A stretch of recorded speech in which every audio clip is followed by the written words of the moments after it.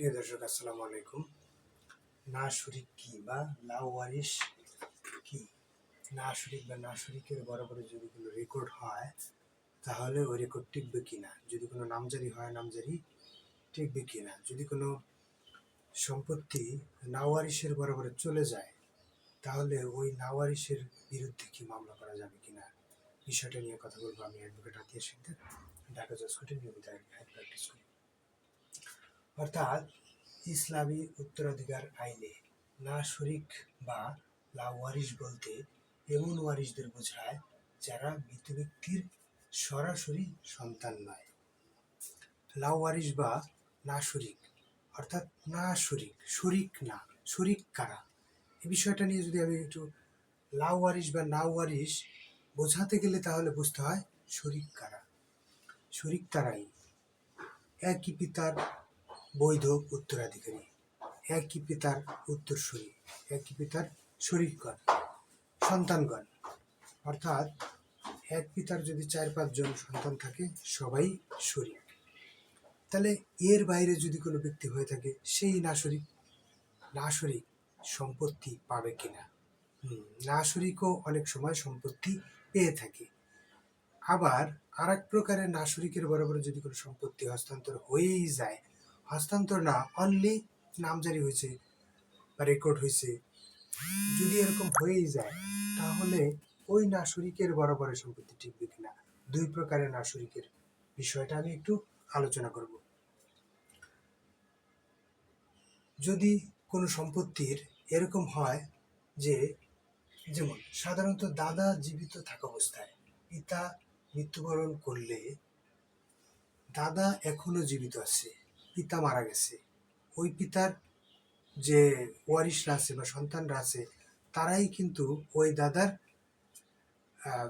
ওই পিতার ওয়ারিশ, বাট ওই দাদার না শরিক। ওই যে দাদা এখনো জীবিত আছে, পিতা মারা গেছে, ওই যে দাদা, সেই দাদার কিন্তু নাতি নাতনিরাই না শরিক। এই না শরিকের বরাবরের সম্পত্তি যদি যায় পাবে কিনা? 1961 সালে মুসলিম পারিবারিক আইনের 4 ধারায় স্পষ্টভাবে ব্যাখ্যা করে বলে দিয়েছে, এটা 1 জুলাই 1961 থেকে কার্যকর, এর আগে থেকে কিন্তু এটা কার্যকর না।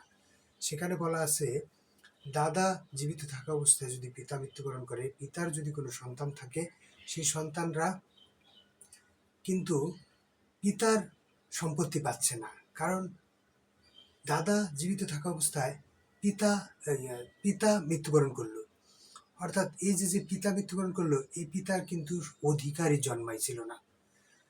যেমন আমি জীবিত থাকা অবস্থায় যদি আমার ছেলে চলে যায়, এই ছেলে কিন্তু কোনো সম্পত্তির উত্তরাধিকারী হয় নাই, সম্পত্তি অর্জনই করে নাই, সম্পত্তির মালিক এখনো আমি। তো যদি দাদা ওই সম্পত্তির এখনো মালিক থাকে, অন্য কোনো পক্ষের কাছে না যায়, তাহলে দাদা মৃত্যুবরণ করার সাথে সাথে দাদার সম্পত্তি নাতি নাতনিরা পাবে পিতার প্রতিনিধি হিসেবে।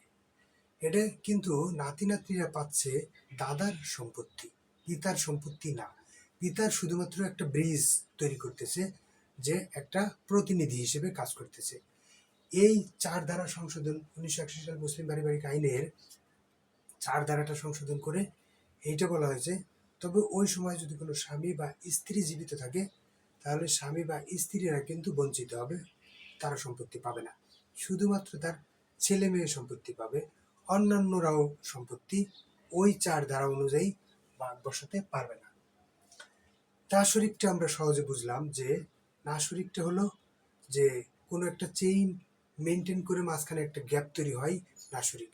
তবে আর একটা না শরিক হলো যদি রাষ্ট্রীয় অধিগ্রহণ প্রজাস্বত্ব আইন 1950 সালের 96 ধারা বলা হয়েছে যে যদি কোনো ব্যক্তির শরিক না হয় তাহলে কিন্তু তারা অগ্রক্রয়ের মামলা করতে ওইভাবে পারে না, তবে পারে যদি সে পার্শ্ববর্তী জমির মালিক হয়। দেখুন, এইখানে শরিক বলতে বোঝানো হয়েছে যে আপনার পিতার ওয়ারিশ সূত্রে বা মালিকানা চেইন অনুযায়ী যদি কোনো শরিক হয়ে থাকে, এই শরিকটা সাধারণত অবশ্যই পিতার ওয়ারিশ সূত্রে হতে হবে। এইখানে যদি কোনো অপর কোনো ব্যক্তির নামে নামজারি হয়ে যায় যে একদমই এই শরিকের অন্তর্ভুক্ত না, তাহলে কিন্তু এই নামজারির বলে ওই শরিক মালিকানা দাবি করতে পারবে না। যদি দাবি করেও দখলও থাকে, যদি 30 বছরে দখলে থাকে, সে ওই দখল বেআইনি, আর তাকে বেদখল করা সম্ভব। তাকে বেদখল করে যে প্রকৃত শরিকদার, প্রকৃত মালিক, সে দখল বুঝে নিতে পারবে। অর্থাৎ যদি কোনো ওয়ারিশ সূত্রে বা শরিক সূত্রে কোনো মালিক হয়ে থাকে, সেই ব্যক্তি যদি সম্পত্তি প্রপার ওয়েতে অর্জন করে থাকে, তাহলে তারটা টিকবে। অন্য কোনো ব্যক্তি যদি প্রপার ওয়েতে সম্পত্তি মালিকানা অর্জন না করে, তাহলে তার মালিকানা কখনোই টিকবে না। যেমন যদি কোনো ব্যক্তি, আমার বাড়ির পাশে আর একটা বাড়ি, সে শরিক না শরিক, সে শরিক না, তার নামে যদি নামজারি হয়, তাহলে সেটা প্রপার ওয়েতে না। মালিকানা অর্জন হয় দুটি ভাবে, একটা হলো ওয়ারিশ সূত্রে, আর একটা হলো দলিল সূত্রে। এই দুইটা বাদে অন্য কোনোভাবে যদি কোনো অন্য কোনোভাবে যদি মালিকানা অর্জন করে, তিনি হবে প্রতারক বা তৃতীয় পক্ষ বা আগন্তুক ব্যক্তি। এর মালিকানা কখনোই টিকবে না। যেমন কোনো মালিকানা যদি আসতে হয় পিতার ওয়ারিশ সূত্রে বা দাদার ওয়ারিশ সূত্রে বা দাদার দাদার ওয়ারিশ সূত্রে, ওই পিতার ওয়ারিশ সূত্রে বা মাতার ওয়ারিশ সূত্রেই হতে হবে একটা। আর একটা হলো দলিল সূত্রে। সেটা হতে পারে নতুন আইনে যে সংশোধন করা হয়েছে, দলিল বলতে কি বোঝায়, সেটা হতে পারে সাব কবলা, দান, হেবা, অন্য কোনোভাবে দলিল সূত্রে মালিকানা অর্জন করতে পারে। তাহলে আমরা দুইটার ওয়ের, একটা হলো ওয়ারিশ সূত্রে আর একটা হলো দলিল সূত্রে, এই দুইটা ওয়ের অন্য কোনোভাবে যদি কোনো ব্যক্তি মালিক হয়ে থাকে, সেটা চূড়ান্ত মালিকানা নয়। আমার সম্পত্তি আর একজনের নামে নামজারি হইলো বা রেকর্ড হইলো, তাহলেই যদি উনি দাবি করে যে এই সম্পত্তি আমার, তাহলে সেটা হবে ভুল। এটা আইনে তার প্রতিকার আছে, এবং এই দখল উনি বজায় রাখতে পারবে না। এই দখল ওনাকে অবশ্যই ফেরত দিতে হবে। না শরিক এবং শরিকের মধ্যে আমরা সূক্ষ্ম একটা পার্থক্য পাইলাম, যে দাদা জীবিত থাকে, পিতা মারা যায়, তার যদি নাতি নাতনি থাকে, তাহলে সেটা শরিক হবে, না শরিক বলে গণ্য করা যাবে না।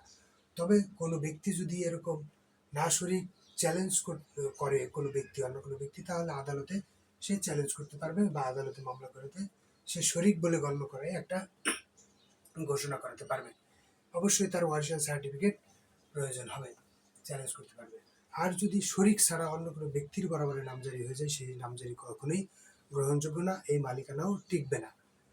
অন্য কোনো বিষয়ে যদি জানার থাকে বা কোনো বিষয়ে যদি বোঝার থাকে, তাহলে আমাকে কমেন্টস করতে পারেন। আমি জানানোর বা লেখার বা বোঝানোর চেষ্টা করব। আজকের মতো এই পর্যন্তই। সবাইকে ধন্যবাদ। আসসালামু আলাইকুম।